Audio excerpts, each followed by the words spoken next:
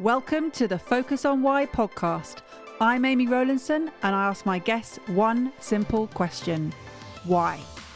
Focusing on the importance of why, I share with you the relatable, uplifting and inspiring conversations I have with people from all walks of life.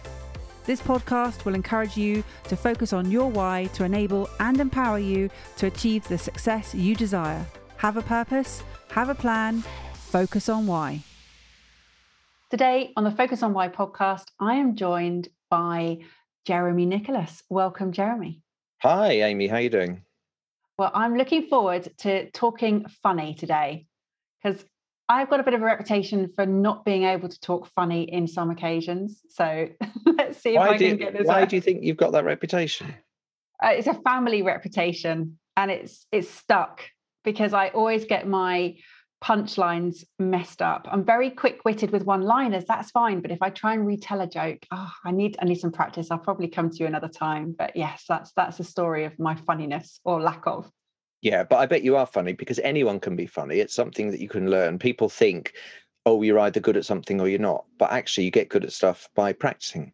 So it's like speaking German. You know, if I said next week, I want you to interview me in German, you wouldn't be very good. But in a year's time, you probably would be because you'd have learned German. And that's the same with humour. You're not born with it. Babies aren't funny. You know, they don't make me laugh, babies. They look a bit like Winston Churchill. That's it. I was going to say that. They all look like Winston Churchill and whatever they do, people do giggle and laugh and to get that response. So, yeah, I don't know. But they say that babies look like Winston Churchill, but when you give a baby the gift of a cigar, the parents are always furious. So, you know, something to think about there. Okay, I see the tone of this whole conversation has already been set. Brilliant. Yeah, that's what, well, no, but because my brand is talking funny, if I wasn't funny, then you say, well, I probably won't go to him for some humour coaching because he seems a bit boring. So that's why I'm quite annoying in that I'll keep chipping in with ridiculous ideas like giving a baby a cigar, which I very rarely do anymore. It is frowned upon, I hear. So, yeah. It is, yeah. So I'm going to really struggle asking you questions because I'm too busy smiling and laughing to be able to articulate the next question. There will be lots of sort of half giggled, serious questions here. Well, actually, maybe we won't talk serious. Maybe we'll just talk funny. Who knows? But that's the art of this podcast. We get to do what we want, how we want it, because it's all about you today. So that's great fun. Or is it funny? We'll see. I don't know, but if you know me for more than 7 years, you'd be okay, because I found that that's when people start saying, I've heard all your stuff now. Okay, so we're on safe ground today. We're all good. Yeah, I had a girlfriend once who said, the trouble is I don't find you funny anymore. So that was nice. Oh dear, that is.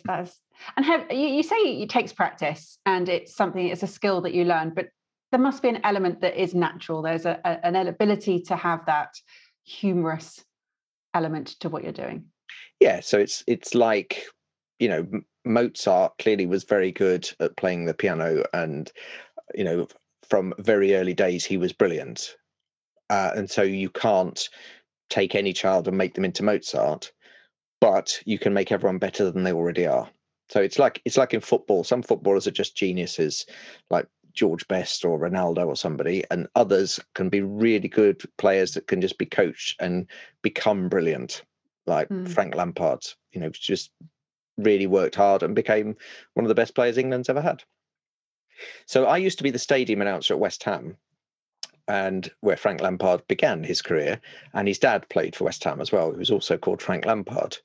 And there's a tea bar at West Ham at the old ground called the Frank Lampard Tea Bar, which I always used to have my tea in before a game. And then I became the announcer. And then I used to call him Frank Lampard Jr. when he first started, because everyone knew his dad as Frank Lampard, who was also the assistant manager. Sorry, this is not a boring football story. There will be something funny coming along in a moment. And after he'd been in the team for about a year, the message came, Frank says, can you just call him Frank Lampard now when he scores a goal? He doesn't like to be called Junior. So I said, fair enough, because I thought he was great. And then he joined Chelsea, and when he came back, he scored against us. And I said, goal for Chelsea scored by Frank Lampard Jr. And everyone went, ooh. Because I think in Cockney terms, what I'd done was mugged him off, I think is the expression. You did. Is that Mockney though, really? Well, no, because I grew up in East London. I just don't sound like a Cockney because my mum was a primary school teacher and made me talk proper like what she did. What I meant was, it isn't mugging off is like a popular term. It wasn't a proper Cockney rhyming slang or Oh, it's not Cockney. rhyming slang. No, No. it's like doing them up like a kipper. It's just a phrase. It doesn't rhyme with anything like apples and pears or Ruby Murray. Yeah, both my kids were born in Whitechapel, so they're proper East End kids. Okay, so do they support West Ham? Well, as a family, we do. Forever blowing bubbles. Oh, lovely. There we go. But we're mostly rugby fans, I have to say. So we're more that side of the shape ball. Oh, what a shame. And I live in Isleworth, right near Twickenham Rugby Ground, and I'd much rather watch football any day. But my wife is South African, and so often for my birthday in November, she buys me tickets to see England lose to South Africa at Twickenham, and that's my present. Well, she should just wait a couple of weeks and go to see the Barbars. It's much more fun. It is, yeah. All good. So let's talk about what is it you do nowadays, Jem, because you're not doing commentating anymore. No, so I used to be a news presenter and a sports presenter on BBC. I had 27 years there, doing all sorts of things in current affairs, so commentating on live sports events, Commonwealth Games, Olympics, interviewing famous people. And then after a while, I just got fed up of asking the questions and thinking, well, that's not a very good answer. I could give a better answer than that. So then I thought I'd like to be the person answering the questions. So I left, went freelance, and then sort of moved into speaking as well. And I still do the bits of TV and bits of radio, but it's when I do that, I'm answering the questions. I want to be seen as an expert on something rather than what I did for years, asking football managers how they think they're going to do at the weekend. And they all surprisingly think they're going to win. And I know statistically that is not possible. So, yeah, I just thought it's got to be a better thing to do than that. So mainly what I do now is I help firms with communication and how to have more impact with their communication. So it might be emails, it might be internal communications, it might be presentations, pitches, but I specialize in adding humor to their message, because my whole thing with humor is that if they're laughing, then they're listening. They haven't switched off. And the whole point of adding humor, so if someone's talking for an hour, after 20 minutes, the audience is getting a bit bored. But if you put a little bit of humor in, it just gives them a lift. It's like a sort of prop on a clothesline where the audience's attention span is like the clothesline sagging. And so you just put a prop in, do an audience interaction, do a funny story, do a gag. It just keeps people listening. And the purpose is not to make them funny. The purpose is to get your message across. So for me, the humor is only ever the icing on the cake. It's not the cake. Yeah, I was going to say, when you started describing what you're doing, it sounded very serious, helping businesses with communication. I was like, oh, sorry if I got the wrong Jeremy Nicholas here. I thought we were talking about being funny in communication. So what made you switch to the other side of the mic, other than the fact that you said that the answers were statistically going to be boring? Well, just I think that it's very easy to ask questions, as you have proved, Amy, but you've made a bit of a success of your podcast just asking questions, but it's much harder to answer them, as I'm sure you realize. And I think when you become an expert in something, which I think I am in communication now, because I've interviewed all sorts of politicians and world leaders. I used to present really serious programs on the BBC World Service. I presented The World Today, which is a proper grown-up news program where they'll say, Jeremy, we've got the Ugandan opposition leader in. Are you across that story? And I'll say, yes, that's fine. And then I'll interview them. So I've done all of that stuff. And I just think the standard of communication in business is so dire. With public speaking at conferences, I started by being the MC, and I would introduce speakers, and I just think, well, they're rubbish. This. I'm not talking about professional speakers. I'm talking about corporate speakers in organisations, and they would put on a massive event at, posh London hotel. They'd pay a fortune to fly people from all over the world, and then they just deliver. And I think you could have just emailed them that. That was rubbish. Why have you spent all that money?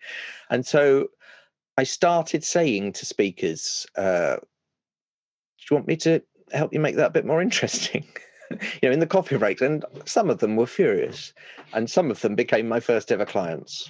And there was one particular event I did in Dublin, a 3-day event, and they'd flown people in from everywhere. And the chief exec was just dull. And I said, he said, well, do you have any advice on how we can make this better next year? And I said, yeah, make your talk more interesting, because honestly. And he said, well, I'm glad you said that, because no one's ever told me that before. Because no one ever tells the boss they're not very good because they're worried about their job. But there's so many little techniques that you can do that will just mean that people will hang off your every word and they'll lean in. So it's all about making people lean in to listen more, rather than just sit back and think, oh, how much longer is this person going on for? So you're the Sheryl Sandberg in the communication funniness world. Am Or I? humour. You're encouraging people to lean in. Yeah. Okay. Oh, Sheryl Sandberg, right. Yes, I was thinking of Cheryl Cole. I thought, has she married a different footballer called Sandberg? Yes. No, she's the lean in lady. Yeah. Yeah, it is.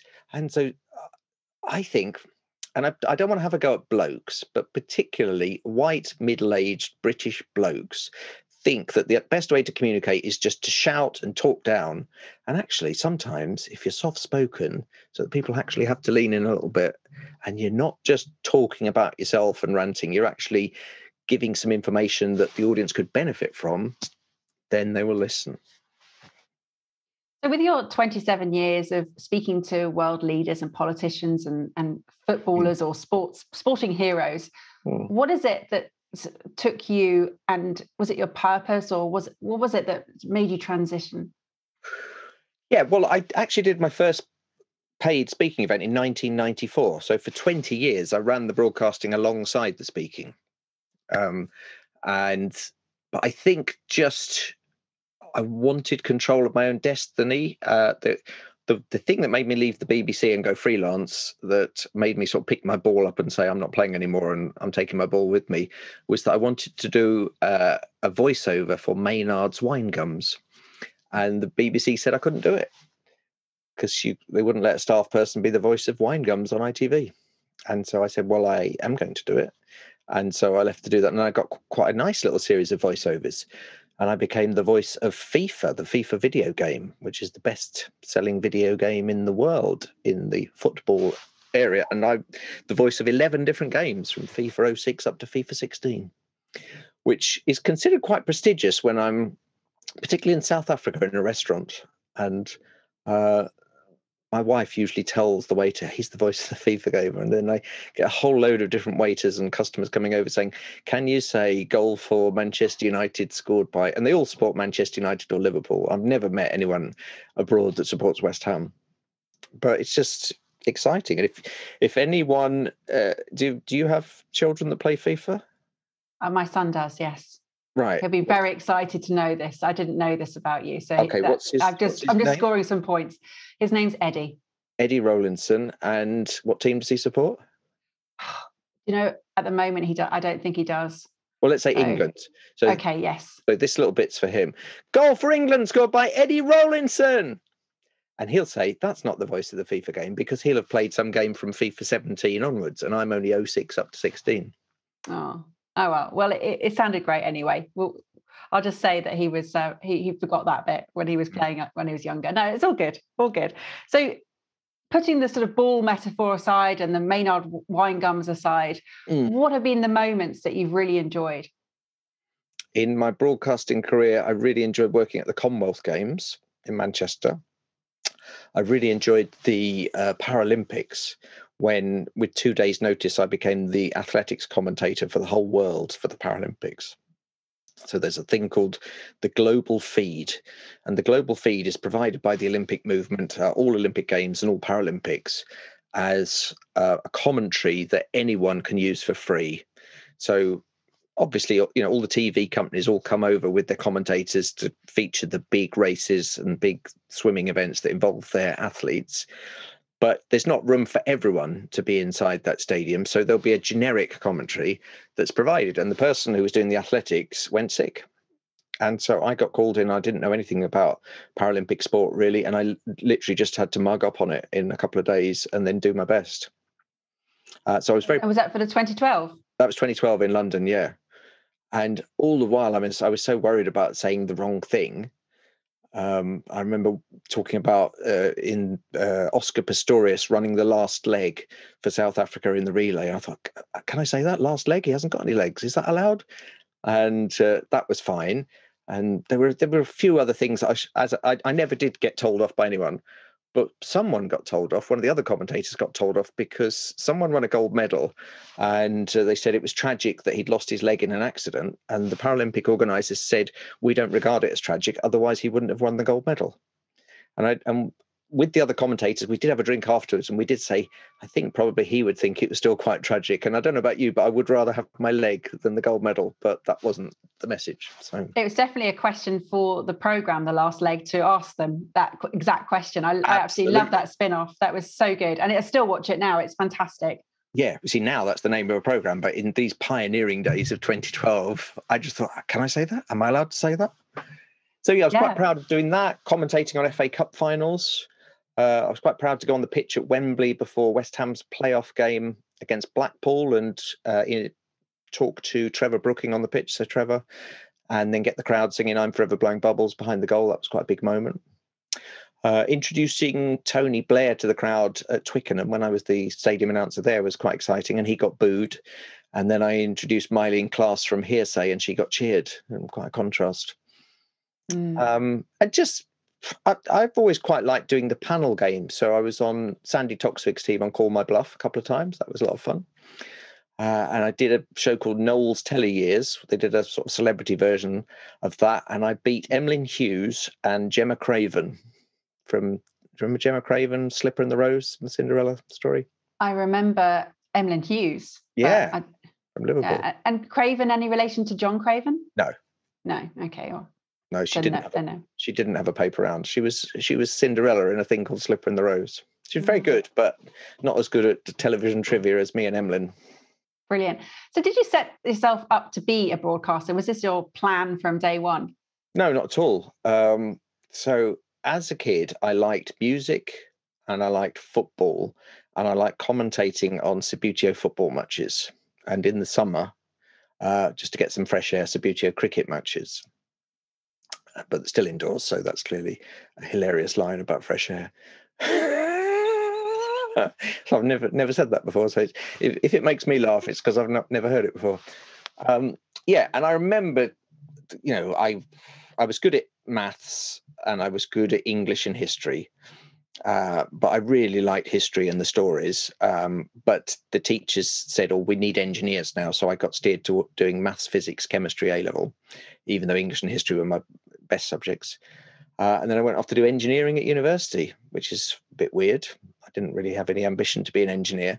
And it was so boring that in my spare time, I started doing student radio because I felt like I needed some creative outlet. And I think some people like equations and working things out and proving things. And I like stories. So I started doing student radio and that went really well. And the guy who did the show before me on student radio was Martin Roberts, who went on to present Homes Under the Hammer on the television. So it was quite a hothouse of broadcasting talent.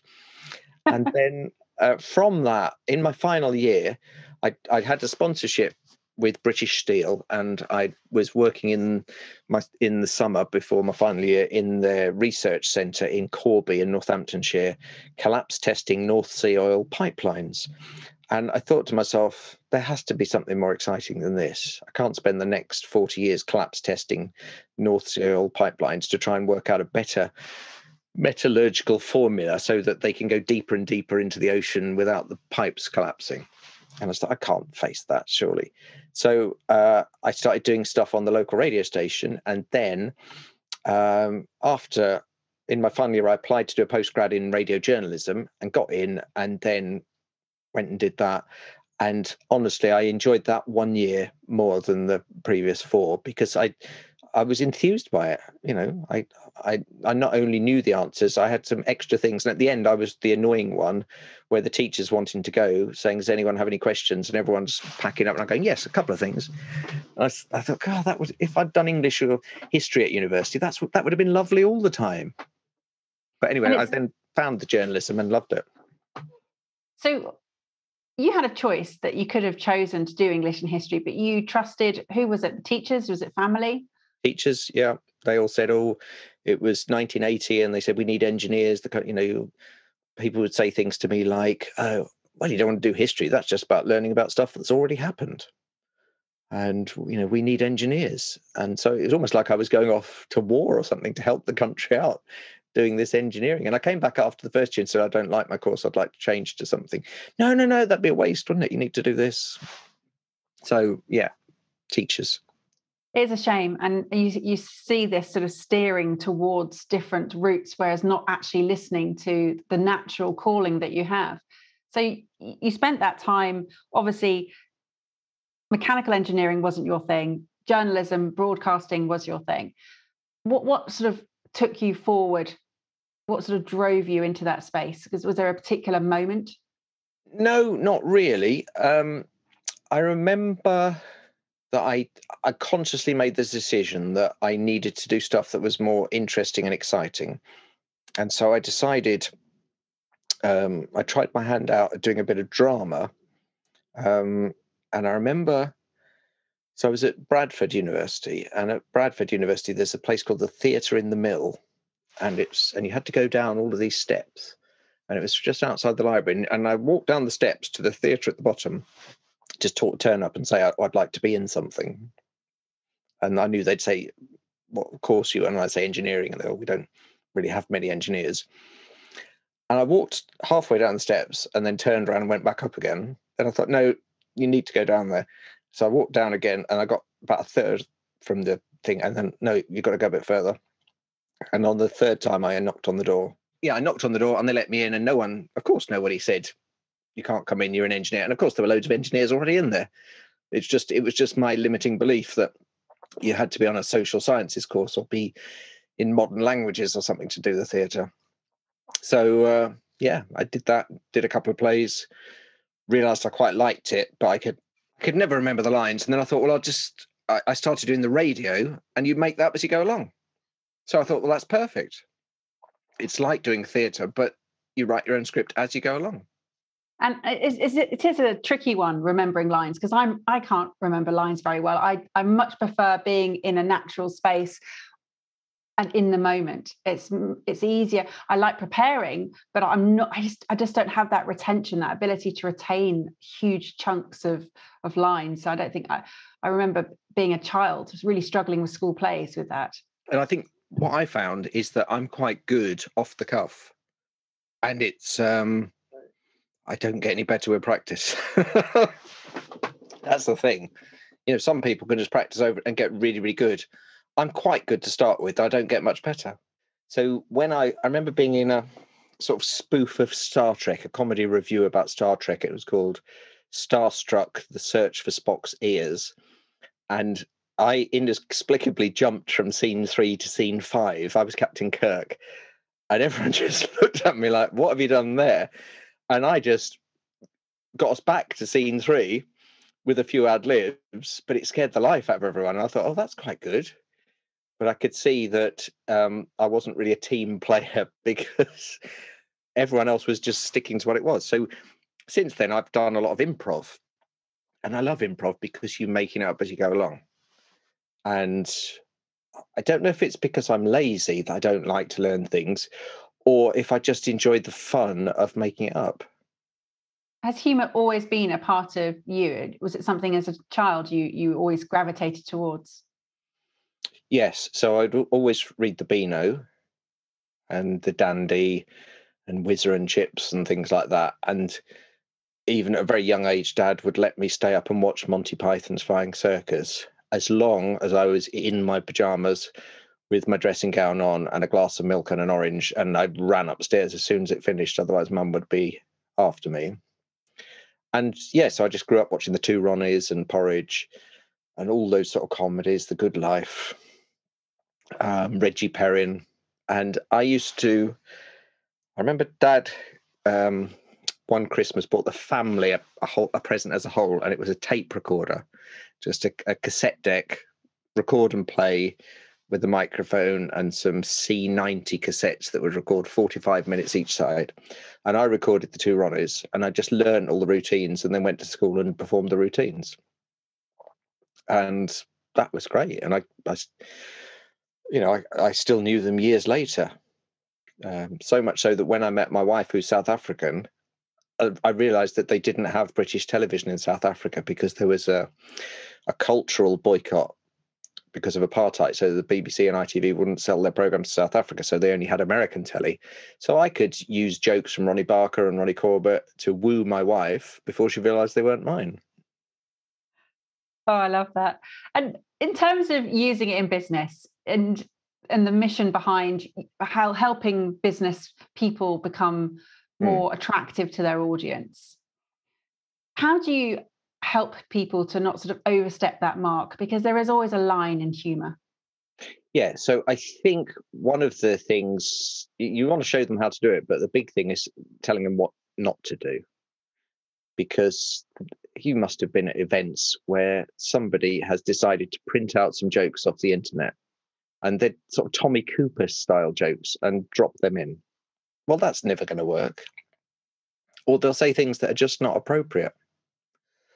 I was at a conference just before lockdown, and a speaker from the stage said, we didn't have paedophiles in my day. We had to buy our own sweets. And I just thought, in what world would that be an appropriate thing to say? Why on earth? And I just thought, if I was the MC, but if I'd been in the audience, I would think, well, I'd never want to do business with that man. Why on earth would he think, there's a lot of people that say stuff that they've heard somebody at the golf club say, and other people laugh, so they think it will be all right in a corporate environment, and it's just not. And they say things that are sexist or homophobic, and they think, oh, I know you're not meant to say it, but. And I always think, well, it's not that you're not meant to say it, it's that we would hope you wouldn't even think it. And the number of times I've seen people completely destroy any chance of building rapport by saying stuff that's just completely inappropriate. Yeah, and that whole world of banter, it is dissipating, and rightly so, because it's just not acceptable. No, absolutely. So a lot of the stuff I'll work with them and say, well, I wouldn't say this. And when you said that, it did sound a little bit, so probably don't. And they look at me as though I'm woke and I'm PC or something. And I go, it's not, in their mind is like, I know we shouldn't say it, but. And I always say, just don't say it. Don't even think it.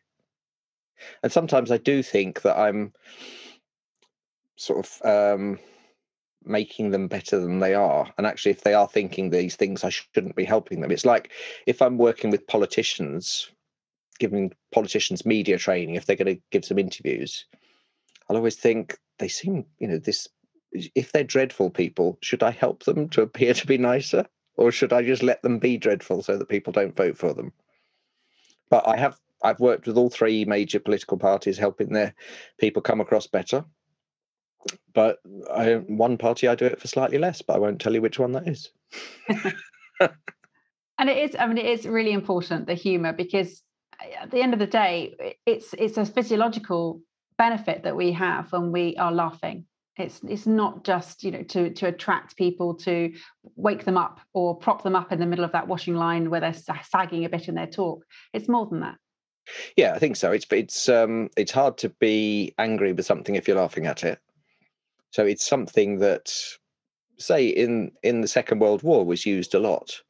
In the East End of London, there would be lots of jokey stuff, songs about Hitler only having one testicle, when actually I think he probably had two. And there's no evidence that one of them was being stored in the Albert Hall. And why would it be in the Albert Hall anyway? That's not a museum. It would probably be in the Science Museum. So, but that was a way of, people were scared. And so to make it all right, and so that I don't know if the children would sing it, but I suspect they would. It would be like, we can mock that person, and then they're not as scary. And it happens in all sorts of situations when we're in adversity.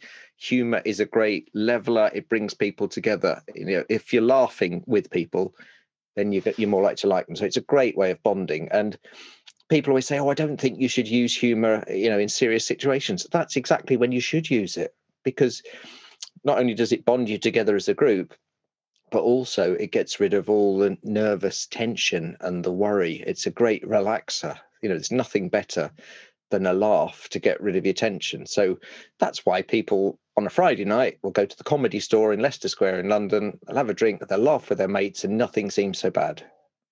And that's why courts have always had jesters. There's always people with funny things that will just make everything seem a little bit better, and poking fun at politics and poking fun at the things that are happening of the day. But you have got to be sensitive. So I have a program at the moment with a group of speakers, and I challenge them to do something funny about COVID, which obviously you've probably heard of it. It's been in the news quite a lot for the last year. And I think it's okay to do jokes about wearing masks and about not being able to see people and those sort of things, but nothing about people dying. So you've got to pick the angle of it. If you do stuff about people dying, chances are someone is going to know someone who's died of COVID, and then they're not going to be, they're going to be put off by it. But so you've just got to pick which bits to go for. And I think it's a great way of bonding and bringing people together. And they say that we do business with people we know, like, and trust. The greatest way to get people to like you is to make them laugh or make them smile. And I always say a laugh is the shortest distance between two people. I like that. I really like that. So is there a bigger mission behind what you're doing? Is there a plan for you to bring humour to more people? Well, I think my mission is to make conferences more bearable, to make people not feel how uncomfortable the seating is. Because if you've got a really good, riveting speaker, you don't notice that your chair's very uncomfortable. But if they're boring, then, oh, for heaven's sake. So I'm on a mission to make conferences more exciting. And some of that is humour, some of it is storytelling, some of it is don't have such dull slides, some of it is don't go on for so long. I hate it when people speak for an hour. I think do 20 minutes of questions, and then let's have 20 minutes extra for coffee. So all of those things, I just think we're stuck in this rut in communication where everyone does it the way we've always done it. And that is standing up with one person talking, and they've got some dull slides behind them that go back to the days of overhead projectors and their charts with too much information on. I think just tell us a story that will resonate with us, make us laugh, and we'll think, I'll remember that tomorrow. Because the other thing about humor is that it anchors a story in your memory. Because, what was that thing that said that was funny? Oh yeah, and then you'll repeat it the next day to someone else, and you've passed it on. So the humor and the story, it's almost like nectar and pollen and bees.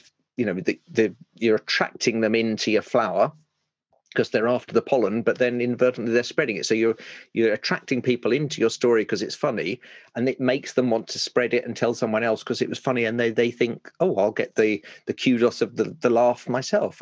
But you're spreading your message. And in spreading your message, is it a case of when you are retelling a story that's a context, it's the moment that sets up the humour, or is it that it can be portable and you can take it into different spaces? Yeah, well, I think portability is the main thing, and that's why it has to be easy to remember. And the trouble is, it does become like Chinese whispers, and people get things wrong. So someone told me the other day, I'm trying to remember how wrong it was because I know what it is. I know what the real answer is. So yeah, how do you make Lady Gaga cry? Poke her in the face. And I thought, I know what it should be. It should be, how do you make Lady Gaga cry? Poker face. Because she had a song, Poker Face, but she didn't have a song called Poker in the Face. So people always get it just slightly wrong. And that's why you've got to make it very easy for them to carry across. So as a kid, one of my favourite jokes when I was 10 was, I don't know if you ever read the Beano or any comics where they had those funny books, and it would be Haunted House by Hugo First, that sort of thing. I can see that you did read that sort of thing. And my favourite one was 50 Years in the Saddle by Captain Sawbum. And I thought that was hilarious until the next day I heard a big kid in the playground say 50 Years in the Saddle by Major Bumsaw. And I thought, well, that makes much more sense because people were literally laughing because I was saying bum. And Major Bumsaw made your... right, yeah.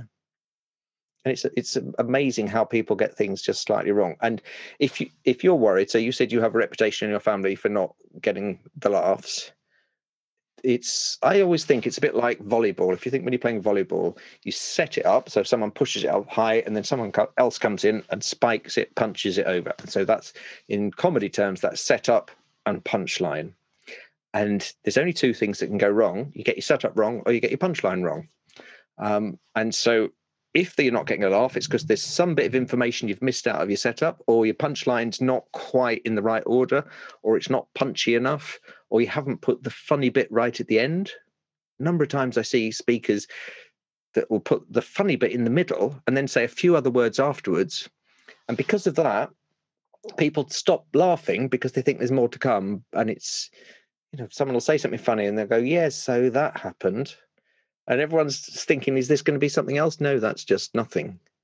So you've always got to slide to the end, the funny bit, pause, full stop, have a glass of water, wait for them to laugh. And even if you've got to wait 2 hours, eventually they will laugh.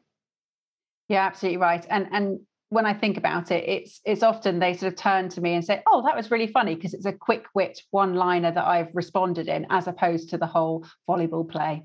Yeah, short is always better. I'm 5'8". I was going to ask you what the favourite jokes are, but it never really works like that, does it? It has to be something. You can't just sort of set someone up like that and say, tell us your funniest joke.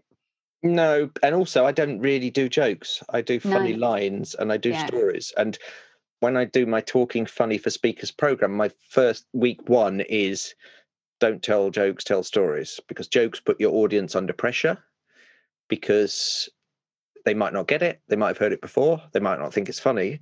If you do a funny line, but it doesn't necessarily sound like it's meant to be funny, if they get it, they'll laugh. If they don't, it's fine.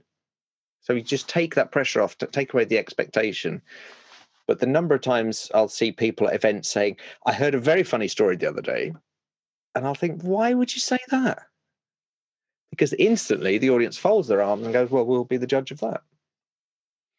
So it's much better just to put it in normally. If they don't get it, fine. If they do get it, brilliant. And there's 10% of people that will never get anything. They just don't have a funny bone. And another 10% that will laugh at pretty much anything. And then there's, of the 80% left, 40% of those will laugh if they like it. And the other 40% will laugh, but only if somebody else starts laughing. Because they need it confirmed. They think it's funny, but they're not quite sure, so they'll just wait to see if anyone else laughs. And what you've got to make sure is that your 10%, which I call the fire starters, you've got some fire starters in the room. So I do a lot of events with the Professional Speaking Association, so I want Mark Lee in the front row there because he has a really good laugh. I want Emma Sutton in the front row there, and there's a few other people that I might want there and there. And what you then do is, when you get little bits of laughter from those areas, you then put the full attention on those as though they're on a barbecue and they're the fire starters and you're throwing paraffin on. And then the flames will spread around the room. But bear in mind, 10% won't laugh at anything ever, because not everyone has a sense of humour. It's really interesting. And so you can't please everyone, is what you're saying. Yeah. And also, you're more likely to make people laugh if you don't appear not to be trying. So if and when I'm working with business owners on their key message, if they look like they've deliberately tried to put some funny lines in, people will think, oh, they think they're clever. But if they have some funny lines that they've put in that they appear to have just made up, so they're chatting and it's, oh, this has just occurred to me, then they'll love it. And the secret is saying the funny lines as though it looks as though you've just thought of them. Because then, particularly British audiences, and humour's different all across the world, but particularly British audiences like it when you seemingly effortlessly keep coming up with stuff. And I used to do a programme on ITV where I would interview comedians at a different comedy club each week. And I remember interviewing one comic really early on, and I said, how much of your stuff is the same every night? And he said, all of it. It's all exactly the same every night. Why? I write 20 minutes and then I do it for a year. Why would I? Can you imagine how much work it would be if I did a different 20 minutes each night? And I thought, well, yeah, of course. If you think about it, of course that's true. If you go and see an actor, they don't change their lines. So why would a comedian? And obviously some are very good at the banter that they might do at the start and at the end, but the bulk of it will be the same every single time, and they'll deliver it in exactly the right order because they've worked out what is the right order to get a laugh. So the only thing I'm serious about is comedy. I get a bit like a lecturer, and I apologise for that. I love it. And do you feel that this is your space? This is where you're going to remain for the rest of your years? Yeah, I think so. I think it took me a long time to get here. I think if I'd done English and history and gone to Cambridge and got in with the Footlights set and the Monty Python, David Mitchell ones, I'd have been flying, rather than going to some grim northern city to do engineering. And no one had aspirations to do funny stuff. I think on the Venn diagram of life, where you've got humour as one big circle and business as another big circle, there's a very little narrow bit that's the crossover between humour and business, and that's where I sit. And I've done stand-up comedy, and I know that I'm not funny enough. And the reason I'm not funny enough is because I don't care enough about making them laugh. Because once I've made them laugh, I want to find another way, a different way of doing it. And the thought of doing the same 20 minutes every night drives me mad. So that's why I've always liked radio, where you're making up as you go along. But what I do like is information and education. And my mum's a teacher, my big sister's a teacher, both my godmothers were teachers. And I think I'm really a teacher, but I can't. I've always liked to make it humorous. So in my days as a television news reporter, I would like to say, the ideal thing is you turn up at an event, you say, here, something has happened earlier before we were here, something was happening. I'm here now talking to people that watched whatever it was happening, and back to you in the studio. And I'd always think, if I could just find a little bit of twist on the words that would just, for some people watching, would think, oh, he's thought about that. That's quite clever. That's quite funny. And I always think being funny and being clever are very similar. And I don't like the form of comedy where it's just gutter level. I think there's some writers that I will read and I just think, oh, I love what you've done with that. Alan Bennett with his stuff I really like, or Tina Fey, 30 Rock, and you just think, you can't teach that. That is just natural talent. And I liked to do that in reporting. And sometimes they say, yeah, Jeremy, we don't really need that when you're doing. I remember once I did a report on terror at an airport, and they said, because I usually was given the "and finally" story, which would be the less serious one, they said we were waiting. People weren't really trusting you when you did the terror at the airport story because they were waiting for the funny line. And I said, well, I didn't think it was appropriate. And they went, no, it wasn't. And we're glad you didn't. But we all kept thinking, when's he going to do the funny line? So, yeah, I think that I have found my area. I'm not funny enough to be a comic, and I don't want to be. And I do always want the message to be more important than the humour. But I do think the humour is vital, and it is the icing on the cake. And it's that spoonful of sugar that helps the medicine go down. And the thing is, it's quite I always think once you've found your niche, when you're there, when, first of all, it's lucrative, you can earn a lot of money from it. And secondly, when it doesn't feel like work. That's the thing. So I've done comedy shows at the Edinburgh Festival where 27 nights in a row, I've done the same show for an hour, and you don't earn money, and usually you lose money because there's too many people there, too many shows being put on. There were 3,500 shows on in 2019 at the Edinburgh Fringe, 3,548 different shows you could have seen over that festival. And some people, that's just what they want to do, and it's not just what I want to do. So, but you can earn good money if you solve a problem for somebody. And the problem that I solve is that a lot of business speakers are very boring. And the thing is, 90% of them have no idea. And there's only a very small percentage that will ever do anything about it because they don't have any idea. And they don't like the idea of someone saying, I can make you more entertaining. But those ones that are enlightened enough to know that they need it, they will pay handsomely for it.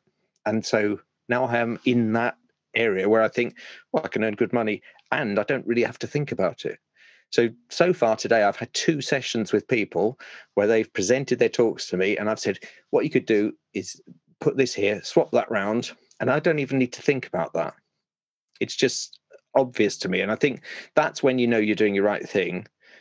And I work a lot with professional speakers, and I say, when you're doing the right thing when the stuff that you're telling people seems obvious to you, and yet they write every single thing down. And so that's how I know I found my niche now, which is information and how to make it humorous. Yeah, edutainment, as you said, you're blending the education with the entertainment. And I love the way that you play on your words. It's very clever, very witty, and really interesting and quirky. It's fun. Do I play on my words? That's a very British thing, actually. In studies of humour across the world, Brits love puns. And the trouble with a pun is that if you do it early on in a presentation, people groan. And you can never recover from a groan. So I always say, if you're going to use puns, use them in the second half once you've already had a few safe laughs. Maybe I'll rephrase that. It's more that you're attentive with words, that you play with them as opposed to play on words, if that makes sense. I think that might well be it, yes. Yeah, you're good at playing with words to make them more effective. Yeah, I think so. And I write a newsletter once a week, and the last thing I do is the headlines. And I always think, what would be a funny thing there that will sum up the story, but also makes people want to read it? And all this humour stuff it's like a peacock strutting around in front of a peahen, displaying its feathers, saying, look at me, look at me, look at me. That's all the humour is. That I coach people. It's a way of saying, look at me, listen to me, don't turn away, please buy my stuff, because I'm going to tell you something funny. And then when you're laughing, you'll inadvertently decide to sign up for something. That's all it is, really. It's just showing off, but in a self-deprecating way often. Because if you're ever not getting a laugh, just make the joke about yourself, and it always works. If I'm speaking in South Africa, there's no way I'm going to have a go at South Africans, but if I have a go at Brits, they'll love it. If I'm in Leeds, I've always got to talk about, in London we do this, and they'll go, I bet they do that in that London. But if I go up there and say, I can't believe up here you do this, you're mad, you lot, they'll all hate me. So you've always got to turn it on yourself. Yeah, know your audience, and that's a great sort of way to sort of finish. How would people get in contact with you, Jeremy, if they realised suddenly, now having listened to you, that their talk is really boring?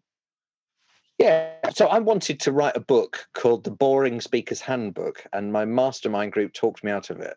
And I still think that would sell, because they said no one would want to take to a till a book called The Boring Speaker's Handbook, because no one likes to admit they're boring, or they might think it's a manual on how to be boring. I don't know why I've suddenly mentioned that. It just popped into my head. How to get in touch with me. So jeremynicholas.co.uk. I'm on LinkedIn. I'm on Twitter, Instagram, Clubhouse. I run a club on Clubhouse called Talking Funny. The main reason to get in touch with me is if you need some speaker coaching, if you need some mentoring as a professional speaker, if you need any media coaching. So this is a thing I do where people are going to go on TV or radio and talk about something. I'll say, these are the 10 questions they're most likely to ask you. I do a lot of stuff with authors on that, all dating back to the days when I used to do the afternoon show on BBC London. And I interviewed a famous novelist, and she's famous now, but this was her first novel. And my opening question was, so tell me, what's your book about? And she said, oh, you've caught me on the hop a bit there. And I just thought, what? How can that have caught you on the hop? That's the most general question. So I said, so tell me about the main character in your book. And she said, oh, which one were you thinking of? And of course, I hadn't read the book. I had 6 guests a day, 5 days a week. So that is that media training. So yeah, speaker coaching, humour coaching, media training, emceeing if we ever get back to being able to go out to events, and then the keynoting is the big one on communication with impact and humour. Fantastic. And do you have some final words for us, Jeremy? Some final words on what? Oh, sorry. Should I have brought this to some kind of neat conclusion? Well, I just want to say, let me take it to a nicer conclusion than that. Yeah, do that a nicer one, because that's a bit of a tricky one. No, I can think up some closing words. if you're ever worried about speaking, don't, because the best speakers are the ones that worry. I still get nervous every single time. If you're an introvert, don't worry, because the best speakers are introverts, and I still would consider myself an introvert, even though I sound very cocky. But I would, I would hate going up to someone in the car park at Tesco saying, "Have you got a £1 coin I could borrow for the trial?" I just wouldn't. I'd be absolutely mortified. So don't worry about anything like that. And just, if you think, should I use humour in something, just try it and see what happens. What's the worst thing that could happen? And I think just try it. And if it's not for you, don't do it. And a lot of people come to me and say, I'd like some help with stuff, but I'm just not funny. And I say, well, don't try then. Don't do it. It's not for everyone. But I think it's a real superpower that you can learn, and I would encourage everyone to learn it. So I just want to say thank you so much, Jeremy. It's been an absolute pleasure having you on the show. I really enjoyed all the different elements that you've shared about talking funny, and I am definitely going to commit myself to adding humour into my presentations. You'll be very pleased to hear. And if anyone would like to come on my Talking Funny program, I do it 4 times a year. And my next one's actually starting on April Fool's Day, which is, you'd think, oh, he's obviously picked that because of that. No, it's just, they just always start on Thursdays. And it's a 6-week program. You get 12 5-minute videos to watch. There's an online mastermind group, 6 exercises to do in your own time, and 6 times on a Thursday at 6 p.m. UK time, we come together and people try out the stuff that they've written as a result of the exercise I've given you. So yeah, Talking Funny for Speakers, and you can find details for that on jeremynicholas.co.uk. Fantastic. And do you have some final words for the audience, please? Yes, just bear in mind that humour is not the be all and end all. It's just an end to a means, and it can help people remember your message and like your message, and they're more likely to do business with you if they've enjoyed what you've done. So it's just a way of getting people to listen to what you're doing, and that's all it is. It's just a bit of fun, but it's really, really powerful. And I think much more so this century than the last century, which was so stuffy. Now people have such short attention spans. Give them a bit of humor and you've got them. Thank you for listening to the Focus on Why podcast. I'm Amy Rowlandson, and if you've enjoyed this episode, please leave me a 5-star Apple Podcast review. Connect with me on LinkedIn, Instagram and Facebook, and become a member of my inspiring, uplifting and positive Focus on Why Facebook group. I help people to focus on their why with clarity, uniting their passion with their purpose with a plan, to create the life they truly desire. If you would like me to help you focus on your why, then please book a free 20-minute coaching call via calendly.com/Amy Rowlandson. And if you haven't already, please sign up for the Friday Focus weekly newsletter via my website, amyrowlandson.com. Have a purpose, have a plan, focus on why.